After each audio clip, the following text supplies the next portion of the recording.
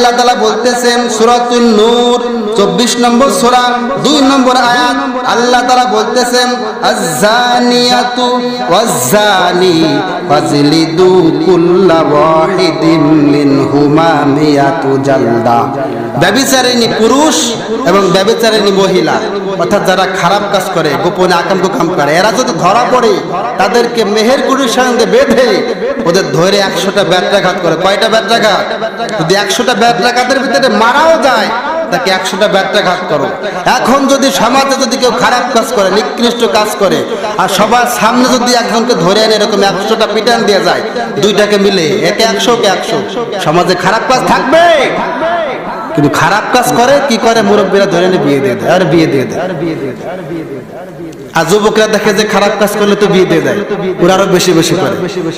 যদি বাপে বিয়ে দেয় না, এই জন্য খারাপ কাজ করে, অনেকে প্রকাশ্যে করতে যায়, যেমন যা করবো যখন ধরা খেয়ে যায় ওরা বিয়ে দিয়ে দেবে ধরে। ঠিক কি ঠিক না? এই জন্য সন্তানদের বিয়ের উপযুক্ত বয়স হলে তাদেরকে বিয়ে দিয়ে দিবেন। এবং আমাদের দোষের জন্য, আমাদের দোষ, আমাদের অবহেলার জন্য সন্তানেরা খারাপ কাজ করার সুযোগ পায়। সন্তানেরা খারাপ কাজ করার সুযোগ পাবে না। আমাদের প্রত্যেকটা মা বাবার এরকম চলাফেরা করার দরকার আছে না নাই?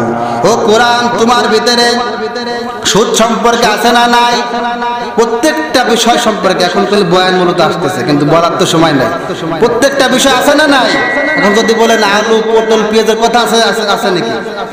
সে কথাও আল্লাহ তাআলা কোরআনের ভিতরে রেখেছেন। ঠিক কি ঠিক না? ওয়াদা সিহা অবসালিহা ওয়ালা আতাস্তাবদিরুনাল্লাযী হুয়া আদনা বিল্লাযী হুয়া খায়র। আলেম ওলামা আছে যে বনি ইসরাঈল তো বিশাল বড় ঘটনা, তাদেরকে আসমান থেকে খাবার দিত, সুস্বাদু খাবার। তারা বলে আমি এই খাবারে আপনার সন্তুষ্ট না, আল্লাহ তুমি আমাদের জন্য পেঁয়াজ পাঠাও, আলু, আদা, রসুন এগুলো পাঠাও, আমরা এগুলো রান্না করে তরকারি রান্না করে খাবো।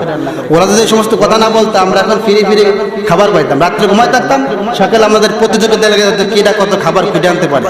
ঠিক কি ঠিক না? এই জন্য ভালো কাজ করার দরকার আছে না নাই? ভালো পথে চলার দরকার আছে না নাই? নামাজ রোজা করার দরকার আছে না নাই? বন্ধু, আল্লাহ তাআলা একদিন আমাকে আপনাকে দুনিয়ার বুকে পাঠাইছে। মিনহা খলাকনাকুম ওয়া ফিহা নুঈদুকুম ওয়া মিনহা নুখরিজুকুম তারাতান উখরা। মাটি থেকে সৃষ্টি করছে, আবার মাটির বুকে ফিরিয়ে দেবে, আবার মাটি থেকে এগুলো উঠাবে। ঠিক কি ঠিক না? আল্লাহ তাআলা আমাকে আপনাকে পাঠাইছেন দুনিয়ার বুকে। ওয়া মা খলাকতুল জিন্না ওয়াল ইনসা ইল্লা লিয়াবুদুন। আমাকে আপনাকে একমাত্র আল্লাহর ইবাদত করার জন্য সৃষ্টি করেছে। অতএব বন্ধু, এখনো অনেক সময় আছে। 2 দিনের দুনিয়ায় এত শান্তি করে কোনো লাভ নাই। আপনি পরকালের জন্য এখনো আপনি কিছু সামানা তৈরি করুন। আমাকে আপনি